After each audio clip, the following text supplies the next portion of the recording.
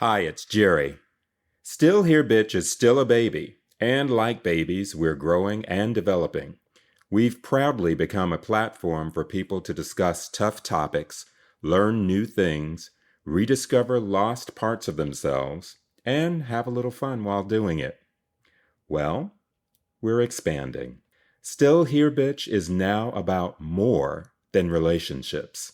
On the show, we're going to be talking more about dealing with sudden, intense, overwhelming, sometimes scary, life-changing events, and how to overcome them.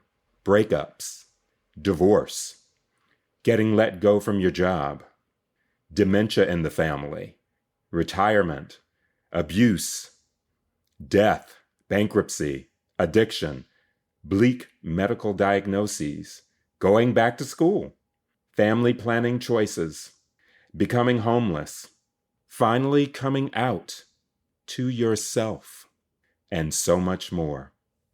If you've ever been faced with uncertainty about what to do next because of a crazy or devastating new factor that came into your life, you're not alone. There are others just like you who've been there. Hell, some of us still are there, but we're getting through. Overcoming the overwhelming. Thriving. In other words, we're still here, bitch.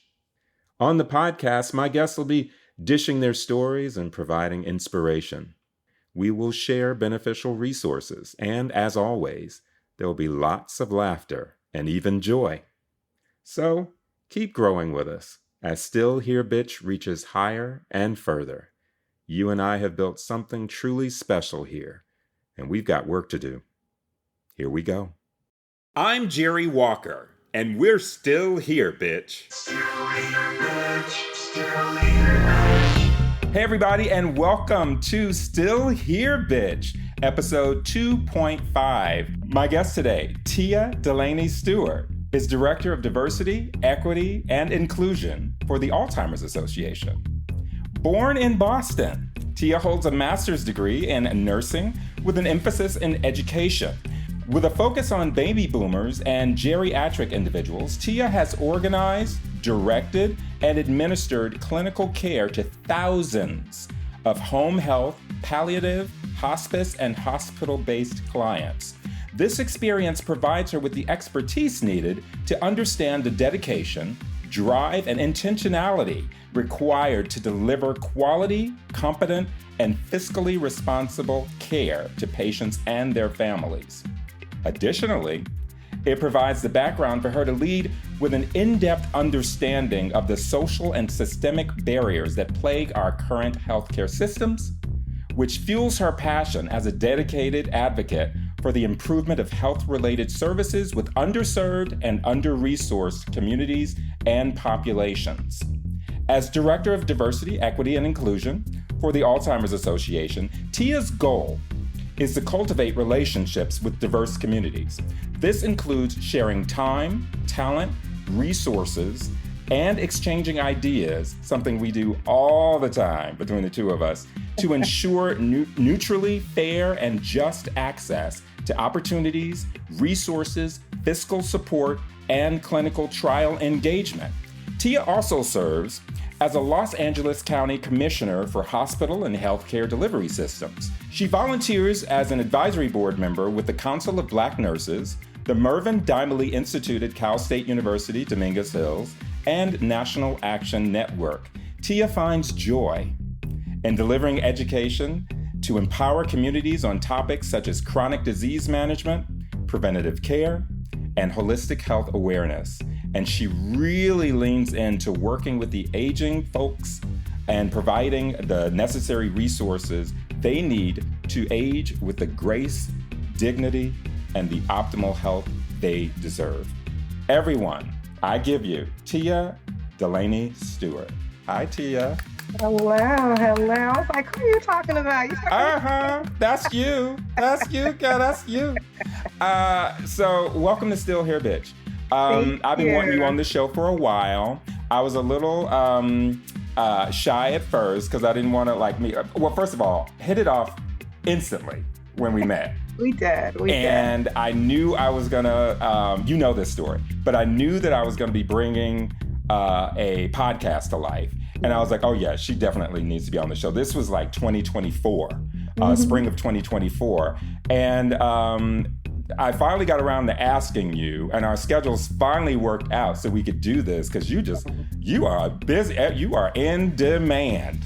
I tell you. I consider us really blessed, and I'm very grateful to have you as our guest. I can't wait to get to the getting. Get to the getting. I'm excited to be on this podcast, Gerry. I'm super proud of you, and the fact that you persevered and made this all come to life. This is amazing.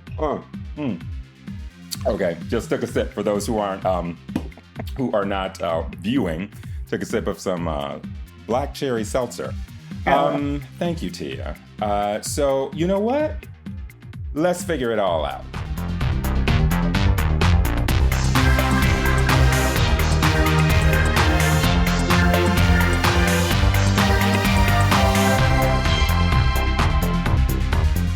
Tia, before we get to the getting, how do you identify on the LGBTQIA plus spectrum, and what are your pronouns? So I love that you start with that question, because, you just get it out the way. Let's just see who we're talking to. Yes. So if we're being politically correct, I think I identify as cisgender, Black, female, and my pronouns are she and her.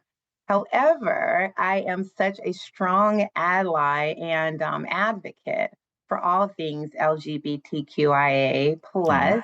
My son is a beautiful, bold, and brilliant Black man who identifies as gay, and I have so many friends and family members that identify somewhere in the intersectionality of this, and so they live their lives out loud, and I am the person and a space for them to feel non-judged, to feel loved, to feel free to be who they want to be, because I'm like, how are we in a space where we tell people who they should love? So that's how I identify, and that's my allyship.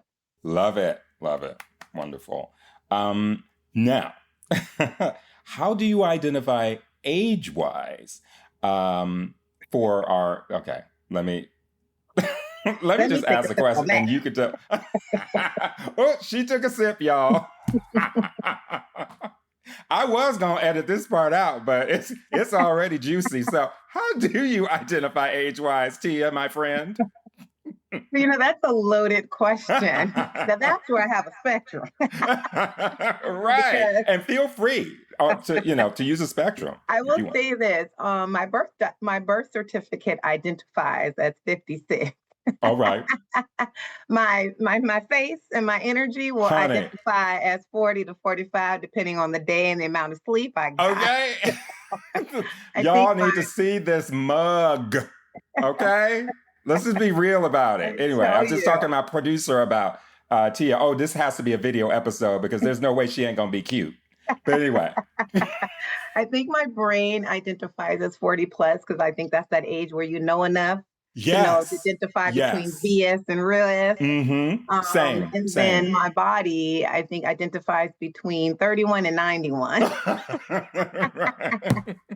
Again, depending on the day. Identities, yes, I really do. I love that question. So I'm like, how do I identify age-wise?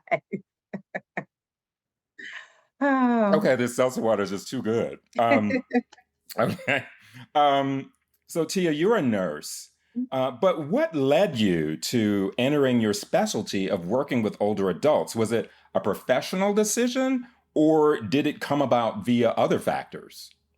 For me, nursing was not my original pathway. I didn't go to school for nursing in the beginning. And when I did, I went to Prairie View A&M University. And afterwards, I worked in home health. And so I started my career really in home health, just in the office. And over 10-year spectrum, I kind of worked my way through and became the chief operating officer. And at this agency, we provided care to children with developmental disabilities. And then on the other spectrum, our aging population. And somewhere along the journey, I realized I wanted to be a nurse. I would help the nurses. I organized, to make sure we were fiscally sound and operationally sound as the chief operating officer. But I had like a calling, almost like a desire to do physical hands-on care. And so Okay. I literally, the woman who owned the agency was a Black woman who was a nurse. And I told her I wanted to go back to nursing school. I quit my job. I resigned. I was making six figures at the time and went back to school and became a nurse. Went through all the programs. Some of my classes transferred over. Some of them didn't because it had been a while.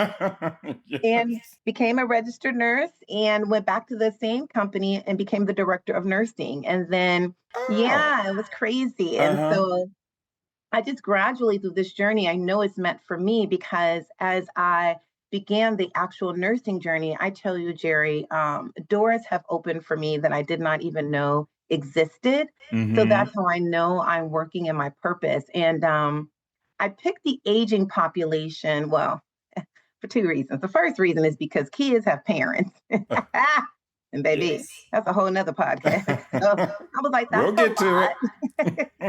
But when I was doing home health and taking care of, people 50 plus in their home when they came home from a hospital stay or something, I realized that in America, or especially where I was in the inner city of Los Angeles, there was like a stigma around our aging population. Like they were kind of put to the side, like you go home, you're kind of withering away, you didn't have value, you didn't have purpose, you have these illnesses, and now what? But I would think folks that just needed a little bit of support to learn how to thrive and survive with whatever illness or care plan they had. And so I began to just learn all I could about the aging population because what we see are like in cartoons, the frail, elderly person, right? Or Yeah. we think of our aging people as not being able to. But I'm telling you, the aging population, the older adults that I care for are just amazing. They have so much Yes. to give, so much to do, so much wisdom, so much energy. And so I found my space. I found my home in nursing for the 50 plus. And then I also enjoy the hospice end of life care because I think that's a unique space and especially needs those that can ensure that the intersection of different lived lives, Mhm. lifestyles, have the quality and the competent care that they deserve as well. So that's my nursing journey. We recently had a very cool conversation with another friend of mine, Dr. Mikai Singleton, just Mm, a couple months back. Her specialty is gerontology, and she was mm, talking in depth about palliative care. We mm, even did a segment called "Palliative Care mhm. versus Hospice Care." Go, Yeah. and she Mhm. gave the quick and dirty, which we really appreciated because many people have that have that question especially in certain under-resourced communities. Yes. There are numerous barriers that prevent older adults from receiving the best possible medical care. Mhm. Cultural illiteracy, for example. Tia, in your conversations with medical experts as Director of Diversity, Equity, and Inclusion for the Alzheimer's Association, are you still noticing a systemic insouciance towards more inclusion in the healthcare sector, or are things changing for the better? A lot of people don't like my answer to this question because I don't believe things are changing for the better in an organic, they want to do better, so it's getting better type of way. Hmm. I feel that older adults are feeling more empowered to utilize their voice and their knowledge to demand some changes and ask for resources through folks like you and I who are doing the boots on the ground work to provide that education and those tools. So now, when folks are going to see their physicians and engaging in the healthcare system, they're demanding doctors to treat them better and nurses to provide better care. But I don't think our healthcare system can do the right job in providing care for our older adults because it wasn't designed for older adults unless you are an older white man. And so if you're not an older white man, I use the analogy of like a dress, like a dress and a designer and a person. And so it's like you need a wedding dress and someone just comes and gives you a wedding dress, right? And so Hmm. it's good. I need a dress for the wedding, but no one kind of asks me my measurements. No one asks me my favorite color or the theme and the energy that I want my dress to represent, right? How I Yeah. want it to flow, what type of environment I have. And so if I tweak it a little bit, and if it's me, I'm gonna tie it up in the front, put a split in it, then Hmm. the dress will kind of fit me better, but it's not designed for me. So it doesn't fit like a glove and it doesn't have all the uniqueness of me and my Yes. lived experiences in it. So I think that's what happens with our healthcare system. If you're not an aging white man, so older adults are kind of fitting into the system. And I think the flip side of that is, even though they're demanding change and saying what they need, it's almost like if you get a dress from like a Gucci or a Tory Burch or, a Telfar, some of our designers, what'll happen is when you tell them, oh, this dress don't fit right, baby, they're going to be a little upset if it don't Oh, they're fit going to look at you. right. They're going to side Like, eye you. yes, you get You the whole, should what would be you mean? thrilled that you You even should. got your hands on this dress. You can't tell Willie, you couldn't have told Willie Smith that he didn't design the right outfit for me. And Right. so that's the pushback you get. Well, why doesn't this fit? Why should I change? Because I'm the expert. So I think there are so many spaces where there are clinicians that are doing the work and being more intentional and providing the right type of care by asking the right type of questions.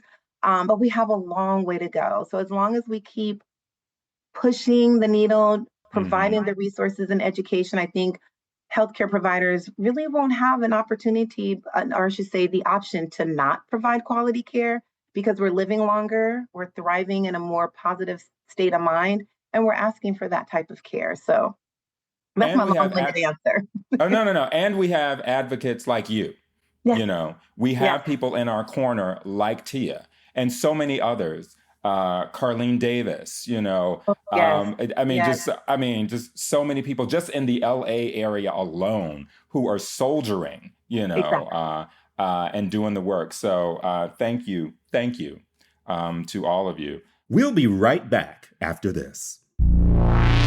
BetterHelp is the largest therapy platform in the world, and it's 100% online. They change the way you approach your mental health and help you tackle life's challenges by providing accessible and affordable care. With BetterHelp, you can message a professional therapist anytime, anywhere. Go to betterhelp.com for more.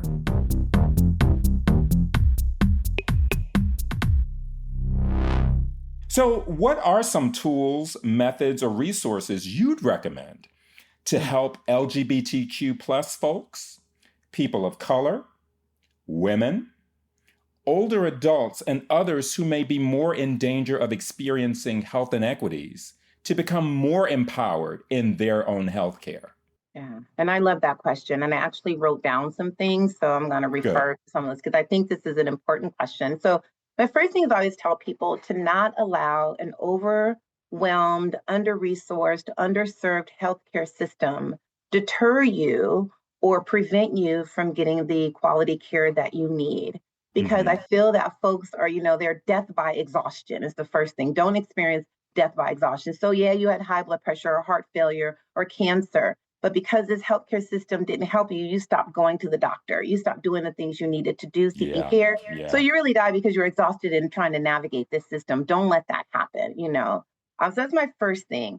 And then I tell our older adults to ask themselves what a healthy aging lifestyle looks like to them. How do you see yourself?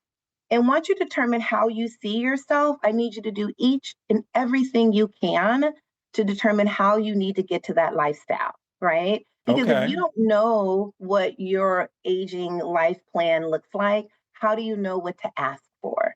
So once you have that visual, then when you go to your clinicians, I want you to describe that. I want you to talk to them about that. This is how I want my 60s and 70s and 80s to look like. What do I need to do? And how can we work together to get there?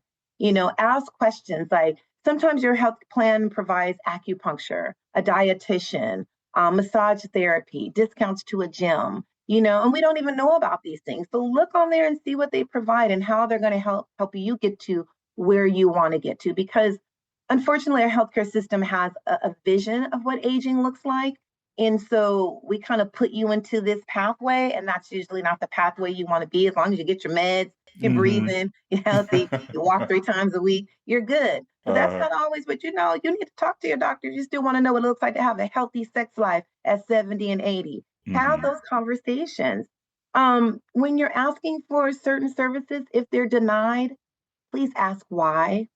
Know why services were denied. Sometimes it's just a code that was put in wrong, or sometimes it's the doctor asked for it wrong, and you may need to get a second or third opinion. So don't be afraid to do that. Why were these services denied? And find out what that appeal process looks like.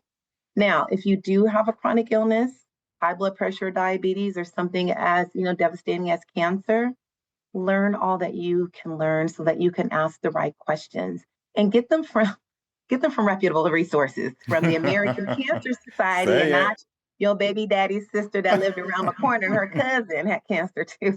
So I need you to use some reputable folks. And then be honest with your clinicians about who you are and who your support system and what it looks like. If you love a man who loves a man, bring that man with you. If you're a Mm. woman who loves a woman, bring that woman with you.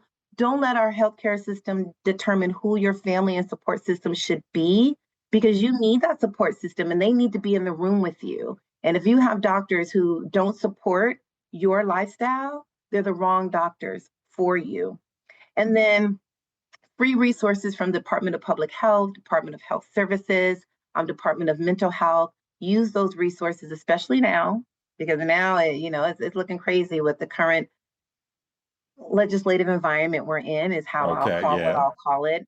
And then my last one is to use therapy. We don't talk about using therapy Mm. enough. And Well, it's not just for people who have a diagnosis.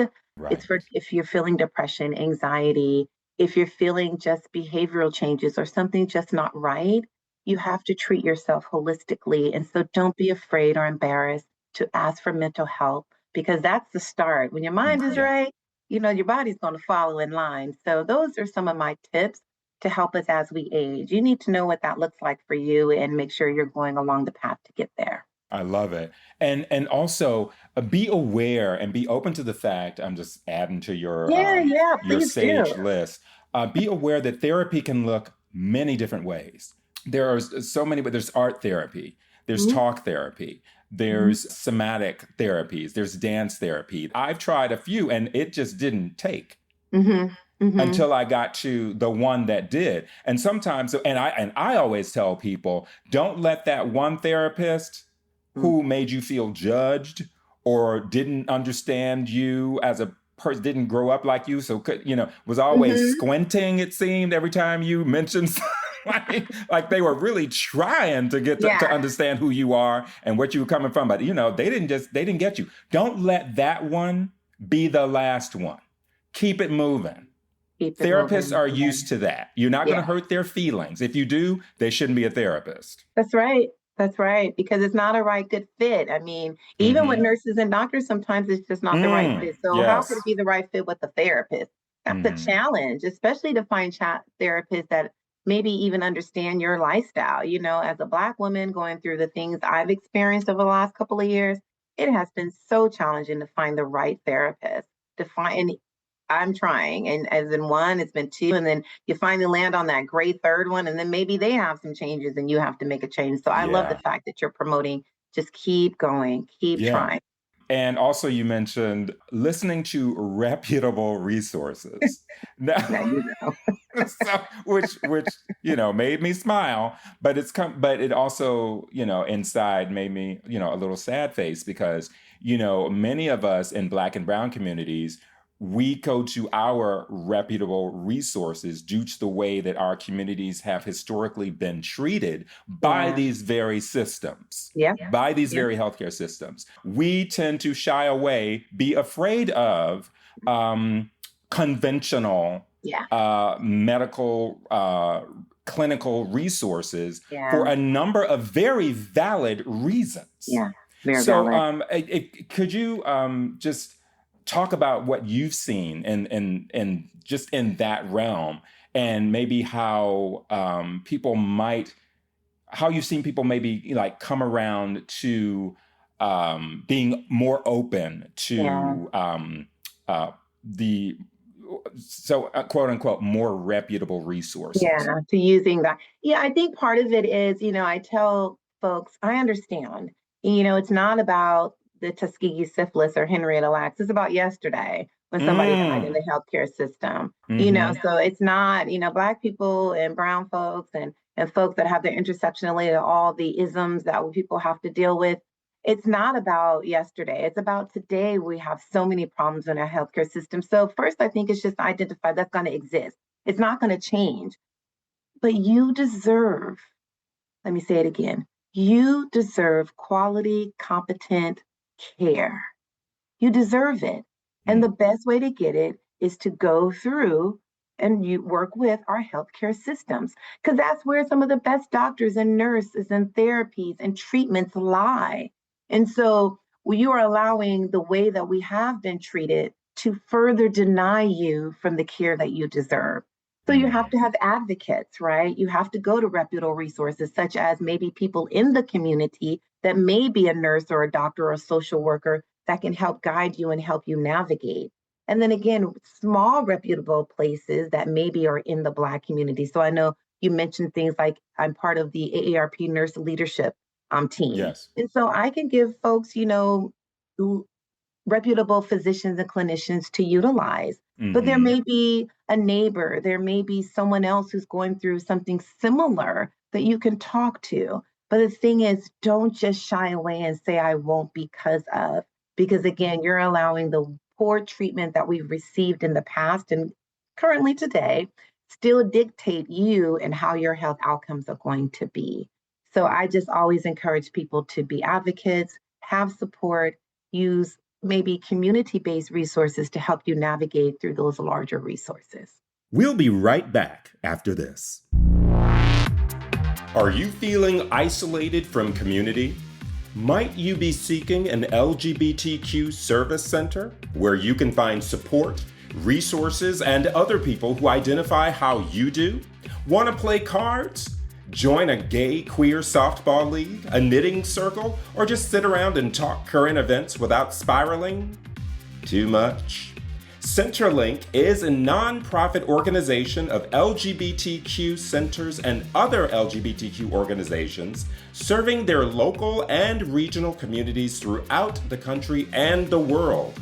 Their mission is to strengthen, support, and connect LGBTQ people with their community centers. They currently are affiliated with over 375 member LGBTQ centers worldwide, providing essential services, promoting growth, wellness, and connectivity in their communities. And they have a free database on their website that helps you connect with the LGBTQ centers that are nearest your location. Go to www.lgbtqcenters.org to learn more. That's Centerlink at www.lgbtqcenters.org. Tia, you and I have been involved in discussions about this. There seems to be, peculiarly in Black and Brown communities, a perspicavity towards calling dementia out when symptoms arrive with a loved one. Can you talk about this and how we can most impactfully move toward encouraging more knowledge in these spaces? Yeah, and I love that question because the reason I took the role at the Alzheimer's Association's Director of Diversity, Equity, and Inclusion was one, not because I needed the role. I was a nurse in our community, and we know nurses, if you're a great nurse, the Mm-hmm. opportunities are vast. But what I was seeing in the Black and Brown communities, we weren't talking about Alzheimer's disease or dementia, and we still had the belief that confusion and cognitive decline and behavioral changes were just a normal part of aging.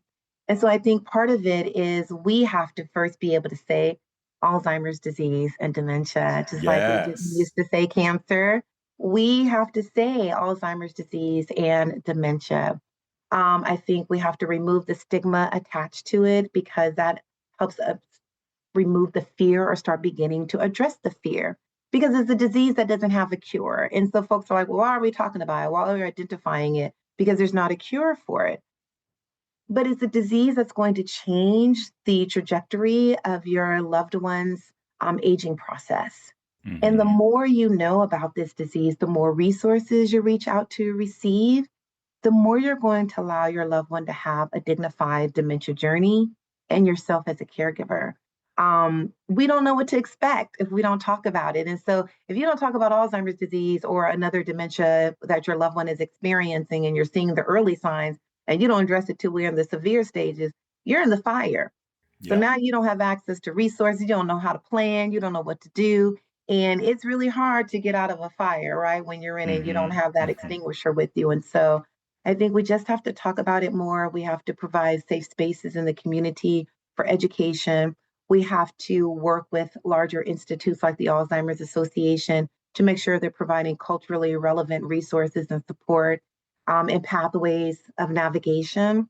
Mm-hmm. And I think folks like you and I and other organizations we talked about that have an impact in the LA community have to do their due diligence and also bringing this information into these platforms that they have as well. So I think those are just some of the really bare basic ways that we can begin addressing this. Nice. Thank you. And more often than not, when these big life changes occur, such as a diagnosis Mm, within the family or the community unit, grief then follows. yeah, The grieving of what used to be, the loss of abilities, grieving over the loss of a loved one who transitions. yeah. Back in the day, we were told that there was only one way to grieve. Hmm. There were steps that we were supposed to walk through in order to get through our grief That's and get right. to the other side, and then you don't grieve no more. You're done. Right. Right. We now know via studies and via the dual process model of grief that grief isn't neat. It isn't linear, and it can show up as one thing one minute, i.e., like confusion, and then another completely different thing 12 minutes from now, even like anger or elation. Yeah.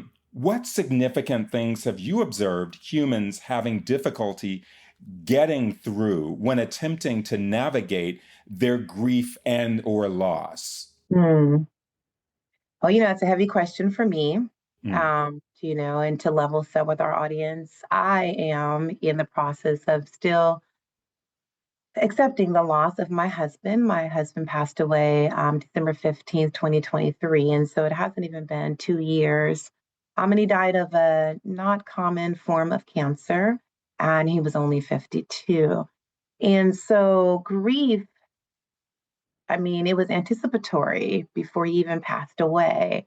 The loss of what I knew was supposed to be our future. So people deal with that before you Mm-hmm. actually deal with the loss of your loved one. And so I tell folks, like you said, there's not a linear way. We are told that we are supposed to navigate through grief, right? Go through this pathway. And I tell folks, well, if you're navigating in this car through grief, let me tell you, grief is actually the passenger in the car with you. So while you're navigating, it's sitting there with you on this journey with you. And Mhm. so it's not something that I And it believe you might can, be a backseat driver. baby. It's not something you're going to get over. It's not something you're going to get through. I think what happens is somehow, some way, you learn that grief is now part of your experience and your life journey and part of who you now are. And I'm learning, and I had to learn this through others sharing this with me, is living in the duality of and. We often feel like we need to be extremely sad because that expresses our loyalty to our loved one, right? And Mm-hmm. when we're happy, what is that? We're in a lot of pain and we can't feel joy, but you can be happy and sad at the same time. You can have joy and pain at the same time. I'm learning the duality of being a woman and a grieving wife. Those are two different identities I'm learning to carry, and they look different and come with a difference like of some guilt and shame of this grieving wife who wants to live as a woman. And so those Mm-hmm. are things that I share. I also share that people are going to say stupid shit to you. They Mm-hmm. just Mm-hmm. are. Most of them mean well. Don't believe you have to live up to anyone's expectations, belief systems, or their experiences of how they grieve because, Gerry, it's going to depend on who you lost, what the relationship was, sometimes your faith, right? their age matters and how they passed away. So me losing my husband looks way different than someone who lost their husband maybe in a car accident Yeah. or through gang violence, right? So Mm-hmm. all these things matter. And so I tell folks grief is a personal journey, right? Even for two people who experience the loss of the same person, it's a different Yeah. journey. Yeah. And I, I'm feeling that it's forever. And I don't mean forever like you're always going to be sad. I just mean forever that is going to be part of who you are. Thank you so much for being so transparent with us on that, because, and as you were speaking, like I told you this when we were communicating about you being on this episode, that I think you're really going to change a life. I really did. I was not over speaking. It wasn't hyperbole, and I'm good at hyperbole, but that was not hyperbole. There are going to be some people who listen to this episode 3 times, to hear some of the things you say again and again and again. And that's why this podcast exists.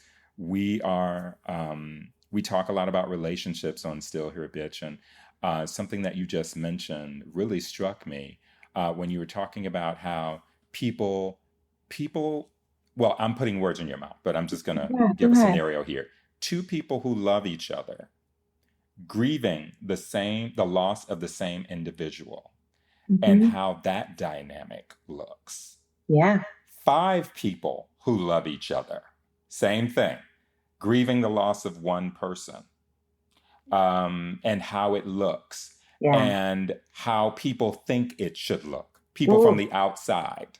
That's it right there. You hit it. How people think it should look. I mean, somebody came to me one day. I was out at an event, and I rarely was going out this time. And if I went out with like my sister and some friends. And I was with my sister, and it was a nice little club environment. We're listening to music. And I was maybe 20 minutes before the person had come over to me. I had pulled my sister to the side, and she was like, "What's wrong?" And I had tears in my eyes, and I was crying. I had just gotten overwhelmed with missing my husband. It just hits you sometimes. You don't know why. I got myself together and just went through the process. She's like, "Are you okay?" I said, "Yes, I don't want to leave. I'm good." 20 minutes later, someone came to me, and I was kind of bopping my feet to the music, and they said to me, "Oh, hey, well, I, I was praying for you, but you seem to be doing okay." And I was so lost. I didn't know what that meant. I'm like, are they going to stop praying for me?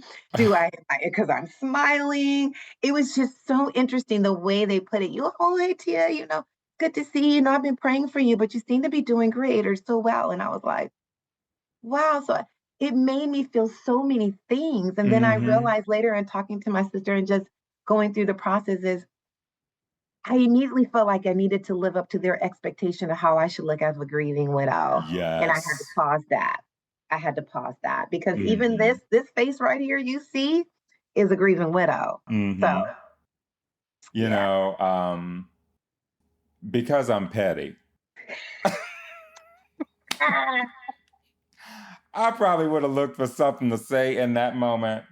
Looks like those prayers are working, girl. Keep them coming. Right. Are you a mess? Who isn't, especially now? I promise you, it will get better. But if you'd like to help things along, check out LGBTQtherapyspace.com.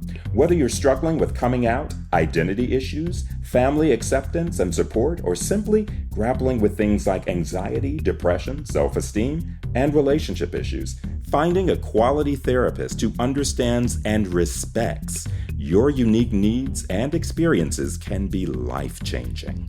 And that's where LGBTQtherapyspace.com comes in. You can find affirming therapists near you in over 15 states who can help you get down to the white meat. You can even try before you buy. Schedule a free 10-minute consultation with a therapist just to see if you're a good fit. So don't wait. Get help. Everyone's doing it. Go to LGBTQtherapyspace.com. You said a little while ago also about, coming to terms with grief being a part of one's life. I think this is me talking, and I'd love for you to speak on this. I believe that as with certain other things like dementia, you Mm-hmm. know, in many of our communities, grief is it's taboo. You know, it's I feel like it is something that we, not all of us, but Mm-hmm. many of us expect to, hope to, desire to, are told to get over at some point. I alluded to this earlier. Mm-hmm. But I liked what you said because it takes the weight off, understanding that this person, whoever you're grieving, whether it's your mother, your grandmother, your wife, your partner, whatever, that person, the reason you're grieving is because of their meaning in your life. Yes, yes. So That's where the why joy would you lives. want to leave the Right. grief? You That's know, right. that Right. grief, it holds in many ways their meaning Yes. Yes. to both of your lives together. Mm. Let's not even talk about their lives with this person and that person over here. It's vast, it's big, it's grand. And for us to be trying to not run from it, because I understand no one wants to just be in pain all the time. But Yeah. like you also said, grief isn't always pain.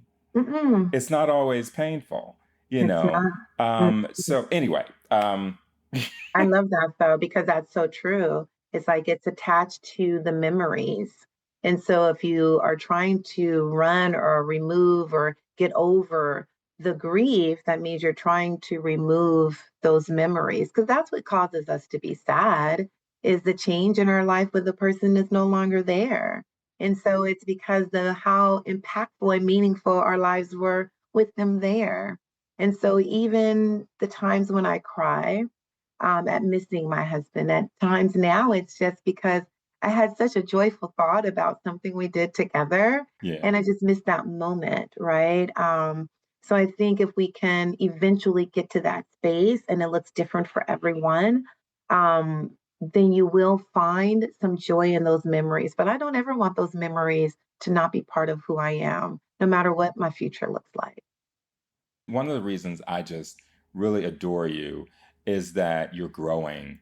I like people who are growing. Mm, I like people who embrace growth and expect it, you mhm. know, and don't run from it.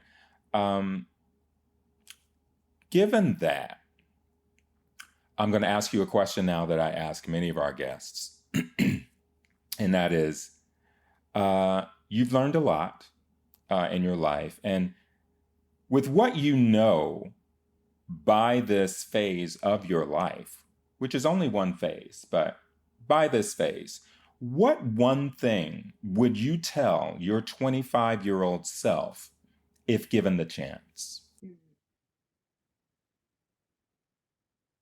I, I believe it would be to embrace change. I think if I had embraced change and knew that embracing it would minimize the pain and discomfort of what the next step was going to bring, I would have had some easier to navigate pathways. But I always thought that change was just, I wanted to control how my life was going. I Mm, wanted to be in charge of everything. And so when things weren't going the way that I predicted my life was going to be, or even the lives of others, it caused me grief, it caused me heartache, it caused me sadness. And then only later on in life when I would look back and go, oh, it wasn't that bad. You actually made it bad because you were trying to fight it. And so I think I would just tell myself to embrace change because usually something so much more delightful is on the other side of that rainbow. I'm going to share this with you because we were talking about, a grief and loss and mm, changes. And when we're talking about the loss of what you thought things should be, because that's also part of grieving, and because of the platform that this is, there may be parents or moms or people in this age bracket who had a child who came to them and told them, Mom, Dad, I'm gay, or I'm a lesbian, or I'm this. And I remember when my son, who was my firstborn, and my children are like 12 years apart. So me and my children, me and my son, we ride or die together. He was like an only child forever. And I remember when my son told me that he was a gay man. And I remember the thought of, what now? And I'm going to be honest with you. When I started thinking about grief, I think a part of me grieved what I thought my future would look like, having a son that I identified as straight, always going to marry a woman and have this wedding and have these children. Yeah. And I remember thinking that life is not going to happen. And what if? And man, if I would have embraced the change and the joy of him living in his authentic being as just all joy, I wouldn't have even had that moment of grief and loss, because he is truly one of the joys of my life. I can't say the joy because my daughter is my other joy, but those are the joys of my life and living in their authentic spaces. And so I think grieving what you think something should look like happens in our life, but you can embrace that change of what that next is going to be. Man, oh man, there is a lot of sunshine and rainbows hidden there. So I just wanted to share that because I think it just kind of dawned on me as we were having this conversation. Thank you. My story is still being written. So I'm grateful to be able to say that, with my family, and, identifying as a gay man and yada, yada, yada. But what I will say, Tia, is I think that part of your growth that I lauded earlier has to do with that journey you took from where you were to where you are, and your willingness to take it in the first place. And I think, once you get to a different spot where you and your loved one are at a level of comfort and a level of, dare I say, joy with one another again, because of the journey you took for them, then you are probably going to be more apt to take more journeys when you are faced with the same situations. I think that's one of the reasons you were so evolved. Once again, I think you just embrace, you embrace these journeys, you embrace growth. And so just letting you know. I love that though. I love that. My son will love to hear that. He's going to be, see, mommy, I'm responsible for you being who you are.